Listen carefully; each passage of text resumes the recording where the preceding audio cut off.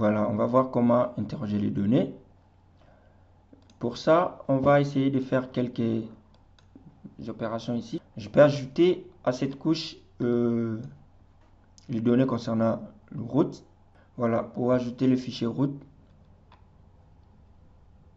on va aller dans le dossier Togo et on va aller dans route et on va les importer. Voilà, si on décoche là, on voit tout ce qu'on a comme route. Et supposons on va ajouter les routes et on va ajouter aussi le bâtiment. Toujours de Togo. Voilà. Et supposons on veut d'abord avoir une idée sur, dans un cas où on veut s'interroger, s'il faut élargir la route primaire, ou soit principale, ou le boulevard, concernant la zone de la Cara. Si on veut élargir cette route-là de, supposons, de 30 mètres, donc 15 mètres tout autour, quels sont les bâtiments qui seront démolis, quels sont les bâtiments qui seront touchés? Pour répondre à cette question, ça veut dire qu'il y a quelques requêtes qu'on peut faire. D'abord, bien qu'on va développer ça après, sélectionner le bâtiment concernant de la Cara, soit sélectionner d'abord les routes principales et après rester juste avec les routes concernant la zone de la Cara. Donc pour ça, on peut mettre la zone de la Cara, on peut sélectionner cette zone. Donc j'ai mis la zone en surveillance, je suis allé prendre le bouton sélectionner et j'ai pris sélectionner des entités. Après avoir sélectionné la zone de la Cara, on va aussi sélectionner par rapport à la couche route, on va sélectionner juste des routes primaires ou soit principales. Pour ça, on va accéder à la table d'attributs et pour ça, vous pouvez aussi le faire directement à partir des raccourcis qui est là. Donc vous cliquez sur la couche concernée et puis vous venez là, ouvrir la table d'attributs. Soit vous faites F6.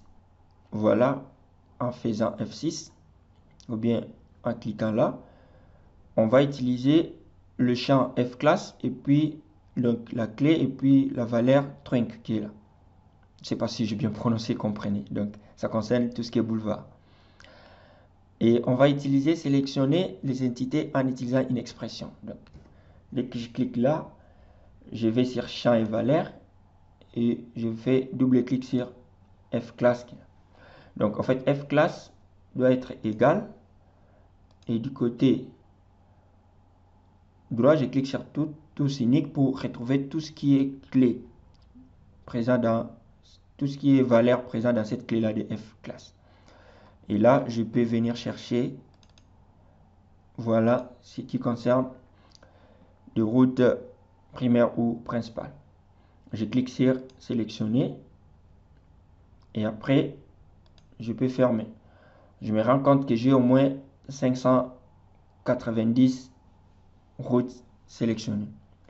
Maintenant, ce qui nous intéresse, c'est juste parmi les routes sélectionnées, ce qui intercède avec la zone concernée, donc ce qui traverse la zone concernée, donc la région de la Cara. Pour ça, bien que je vais un peu anticiper, je vais sur sélectionner par localisation. Donc, et ici, on va parler de ça un peu bien en détail après. On va, là, parmi les entités, sélectionner les entités depuis, on va utiliser route. On devait commencer par là normalement. Et après, on va prendre ici région Togo, mais en prenant en compte juste la zone sélectionnée, donc la zone de la Cara. Et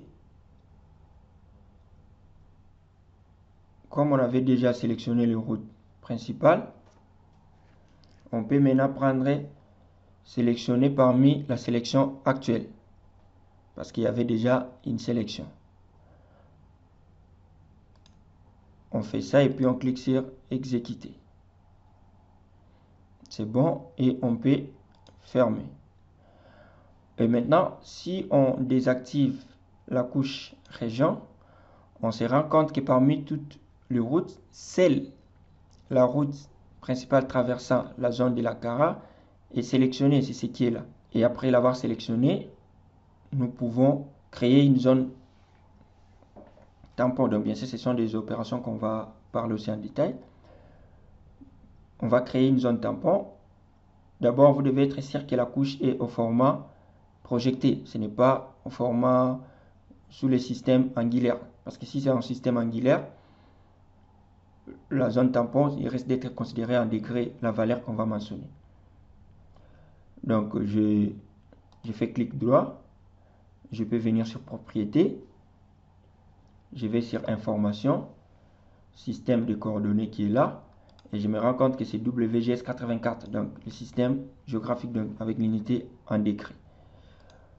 Je vais exporter cette couche, donc je vais l'enregistrer. En même temps, je vais profiter de changer le système de coordonnées. Donc, pour ça, je fais clic droit. Je crois que je vous ai parlé de ça au début. Exporter qui est là. Mais au lieu d'exporter l'ensemble des entités, je vais exporter juste, ou bien sauvegarder juste les entités sélectionnées. Donc, juste la route principale qui est sélectionnée là. Je vais sur sauvegarder les entités sélectionnées sous. Je me retrouve sur cette interface. Ici, j'ai là par exemple le format GeoPackage. Si je souhaite que ce soit en format GeoPackage, je peux le laisser. Soit je peux cliquer pour venir choisir d'autres formats.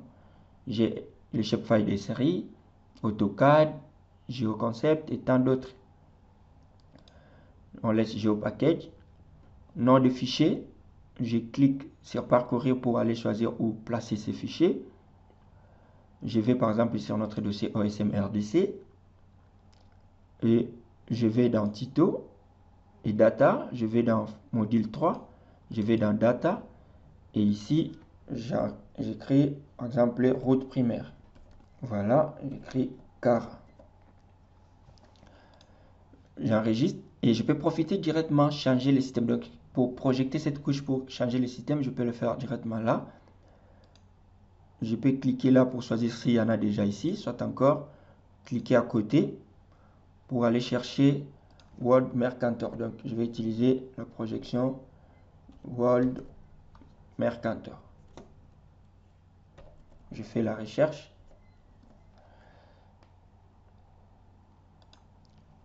Et soit je prends ce qui est ici. Une fois fait, je clique sur OK. Et le reste, je laisse par défaut. Je clique sur OK pour valider. Et vous pouvez voir que nous avons une nouvelle couche qui est là. Et je peux désactiver le reste des couches. Donc là, vous pouvez, donc, en désactivant par exemple le reste des couches, la donnée est toujours présente sur mon projet, mais j'ai désactivé pour que ça ne soit plus visible sur la zone de visualisation. Voilà, toujours pour répondre à cette question-là, nous avons maintenant la route qui est là. Et si j'accède aux propriétés de cette couche, je vais sur information, je me rends compte que maintenant, le système a changé, c'est World Mercator et l'unité c'est en mètres. Voilà, et je vais vite réaliser une zone tampon. Je vais sur vecteur, outils de géotraitement et je vais sur tampon. Voilà, couche source, c'est la couche dont on va générer le tampon, donc route primaire. La distance, on avait parlé de 30 mètres, donc 15 mètres tout autour de la route. Et les autres paramètres, je peux laisser par défaut. L'unité, je peux changer, ça peut être en mètres ou en kilomètres. Nous, on travaille sur le mètre. Je peux regrouper les résultats. Et là, si je souhaite, je peux enregistrer. Mais sinon, je vais générer une couche temporaire. Donc, la couche temporaire, dès que vous arrêtez le projet, vous allez perdre cette couche-là. Je clique sur exécuter. Et si je peux zoomer, je me rends compte que j'ai une zone créée tout autour de la couche route. Et après, qu'est-ce que je vais faire maintenant? Pour répondre à cette question, je vais sélectionner tous les bâtiments qui intercèdent avec cette zone tampon. Ça veut dire que ce sont les bâtiments qui seront touchés lorsqu'on va élargir la route. Donc pour ça, je viens sur la couche bâtiment, je le mets en surbrillance et je vais sur la fonction sélection par localisation. Donc, vous pouvez le retrouver. D'abord, on peut profiter d'activer la boîte à outils de traitement. Je fais clic droit, je coche panneau boîte à outils de traitement, ce qui est là. Je vais déplacer pour le placer ici. Ça veut dire je les deux au même endroit. Boîte à outils de traitement et explorateur. Je peux quitter là et l'autre, donc directement à partir d'ici. Localisation. La recherche qu'on doit faire. Donc j'écris juste local et je me rends compte que c'est dans sélection dans un vecteur et puis j'ai la sélection par localisation. Je vais faire double clic et par rapport à cette interface, je dois indiquer la couche sélectionner les entités depuis. Donc on va sélectionner les entités depuis bâtiment, Togo. Et là, je dois indiquer quelle opération qui doit se faire. Est-ce que c'est l'intersection, contient, toucher, chevauchement, ainsi de suite. Je me dis quels sont les bâtiments qui intercèdent. Et là, j'ai choisi la zone des tampons. Quels sont les bâtiments qui intercèdent avec la zone des tampons. Et pour ça, pour ne pas avoir le bâtiment de l'ensemble des régions, je peux aussi me limiter d'abord par rapport à la région de la Cara. Mais sinon, c'est bon, je peux cliquer sur exécuter. Et là, je peux fermer. Ici, je reviens sur la carte. On se rend compte que sauf, c'est seulement les bâtiments qui intercèdent avec cette zone-là qui sont sélectionnés. Et on peut maintenant enregistrer pour avoir ça comme nouvelle couche. Donc, je viens sur bâtiment, clic droit, exporter. Je vais sur sauvegarder les entités sélectionnées sous. Et cette interface, on l'a déjà vu. Je vais sur parcourir. Et je vais placer là, par exemple, bâtiment. Et je vais profiter, vous montrer un peu l'avantage des types de données GeoPackage. Ça veut dire que cela peut être constitué comme une base de données. On avait au début enregistré route principale car. Et on peut faire en sorte que la zone tampon de cette route ainsi que les bâtiments qui seront démolis ou détruits peuvent tous faire partie de cette base de données, la route principale, route primaire plutôt.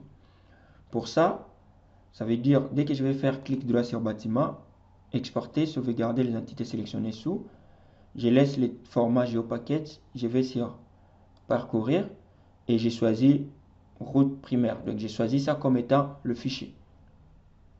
Je vais sur enregistrer et maintenant je viens dans nom de la couche, je change. Dans le nom de la couche, je mets bâtiment. Donc, on aura comme données route primaire et dans ces données-là, qui est au format GPS, qui constitue un conteneur, une base de données, on pourra retrouver le bâtiment à démolir. Voilà, je peux profiter de changer le système. Je prends World Mercator. Je sauvegarde. Et je peux aussi enregistrer la zone tampon qu'on n'avait pas enregistrée avant. Je fais clic droit, exporter, sauvegarder les entités sous parce que rien n'est sélectionné là. Je vais dans parcourir, toujours dans route primaire. Je vais dans enregistrer et je change juste le nom de la couche. Ici, je prends tampon et c'est tampon 30 mètres. Voilà, je clique sur enregistrer. Et je peux désactiver les autres bâtiments. Vous voyez que nous restons juste avec les bâtiments qui seront touchés. Et on peut même accéder à ces bâtiments. J'accède dans la table d'attributs pour voir le nombre de bâtiments qui seront. Voilà, je crois que c'est là. On va accéder à la table d'attributs. Voilà, on se rend compte qu'il y a presque 525 bâtiments qui seront démolis. Et pourquoi j'ai préféré tout inclure dans route principale? On va voir un peu l'avantage. Je vais désactiver tout. Ça veut dire prochainement, je peux venir relier cette base de données là je viens par exemple sur Explorateur, je cherche GeoPackage qui est là. Et qu'est-ce que je fais? Je fais clic droit. J'espère là on sait un peu revenir sur la notion de l'ajout de données. Je peux faire clic droit, je vais sur Nouvelle connexion. Et là, je viens connecter avec ma base de données route principale, dans laquelle on retrouve la donnée sur la zone tampon, ainsi que le bâtiment à démolir. Donc, je clique là et puis je vais sur Ouvrir. Et si je déroule là, vous voyez que j'ai route primaire qui est là. Et si je déroule sur route primaire, vous voyez que j'ai les trois couches. J'ai route primaire, j'ai tampon et j'ai bâtiment à démolir. Donc facilement, je peux les importer. Donc, par exemple, je les déplace là en premier lieu. Je peux importer zone tampon. Tellement ce groupe n'est pas actif, je vais le déplacer en premier lieu. Voilà un peu l'avantage des GeoPackage. Et là, nous venons de répondre à cette question qui était de savoir quels sont les bâtiments qui seront démolis si on pouvait élargir la route principale de 15 mètres tout autour, donc 30 mètres au total. Et vous allez découvrir pas mal d'autres avantages concernant comment interroger les données dans le document concernant autres ressources que nous vous avons fournies.